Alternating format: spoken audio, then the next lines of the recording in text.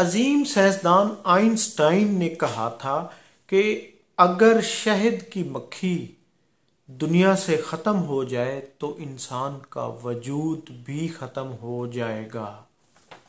سوال یہ ہے کہ مکھی کا ہماری دنیا کے لیے کیوں اتنی اہم ہے، اس سے انسانی جسم کا کیا تعلق ہے اور نظام زندگی کا کیا تعلق ہے؟ جی ہاں ناظرین، اس کا قرآن مجید میں بھی ذکر ہے۔ ناظرین، اسی مکھی کا ذکر ہے۔ ناظرین، دنیا میں جو اس وقت تک جانداروں کی تقریباً 2 ملین سے بلکہ بعض 2503 ملین کہتے ہیں سے زیادہ اقسام جانداروں کی دریافت ہو چکی ہے۔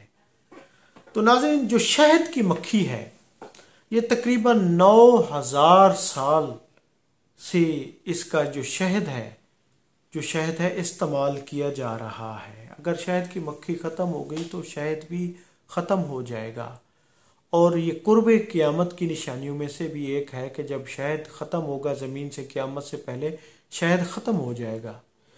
تو ناظرین، اس کی وجہ کیا ہے؟ کیونکہ شہد بیماریوں میں لوگ یوز کرتے ہیں، ادویات میں اس کو استعمال کیا جاتا ہے۔ ناظرین، جو شہد کی مکھی ہوتی ہے یہ یعنی کہ پھر کہا جاتا ہے کہ پھل اور سبزیاں بھی ختم ہو جائیں گی۔ شہد کی مکھی دنیا کا جو ایکو سسٹم ہے اس میں اہم کردار ادا کرتی ہے۔ اناج، دالیں، پھل، سبزیاں، کھانے، ان کے پودوں کی جو 70% پولینیشن ہوتی ہے وہ شہد کی مکھی کی وجہ سے ہی تیار ہوتی ہے۔ یعنی وہ پولینیشن اگر شہد کی مکھی ان پودوں کے ساتھ آ کے نہ کرے تو پھر یعنی کھانے پینے کی اشیاء ختم ہو جائیں گی، اور پھر انسان کو خود وہ پولینیشن جو ہے نا وہ کروانی پڑے گی۔ پولینیشن کا عمل ہاتھ سے کرنا پڑے گا۔ یعنی ایسا آج بھی جنوب مغربی چین میں ہو رہا ہے، کیونکہ وہاں پر جو ہے شہد کی مکھی کم پائی جاتی ہے، جس کی وجہ سے وہ مصنوعی طور پر انسانوں سے ہی اسے کراتے ہیں، جس کی وجہ سے چیزوں کی لاگت بڑھ جاتی ہے۔ اسی طرح دودھ سے بنی اشیاء بھی یعنی کہ وہ اگر شہد کی مکھی ختم ہو جائے تو وہ بھی ختم ہو جائیں گی دودھ کی۔ اس کی وجہ ہے کہ گاؤں کا، بھینسوں کا، جو گائے بھینس کا جو چارہ ہے وہ بھی اسی پولینیشن سے، مکھیوں کی پولینیشن سے تیار ہوتا ہے، پکتا ہے، بنتا ہے۔ یعنی اس میں ان کا بھی رول ہوتا ہے۔ گو وہ اگتا زمین میں ہے، گرو زمین میں ہوتا ہے، لیکن آپ نے محسوس کیا ہوگا، دیکھا ہوگا کہ ان کی آ کے مکھیاں بھنبھناٹ سے اوپر بیٹھتی ہیں اور گرو کا سبب بنتی ہیں۔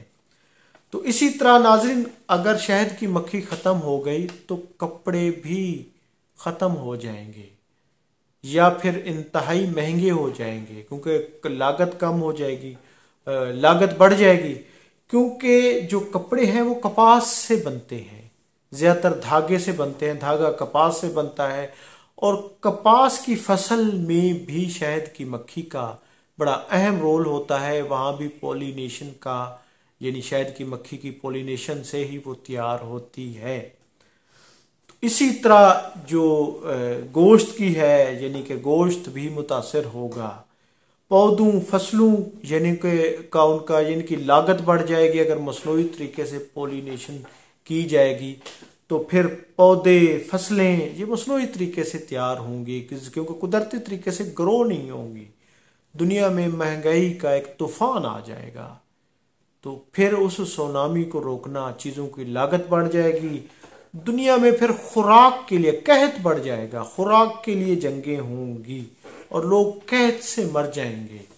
تو ناظرین، اگر شہد کی مکھی نہ رہے تو دنیا مفلوج ہو جائے گی، ختم ہو جائے گی، قحط ہوں گے، خوراک کے لیے جنگیں ہوں گی۔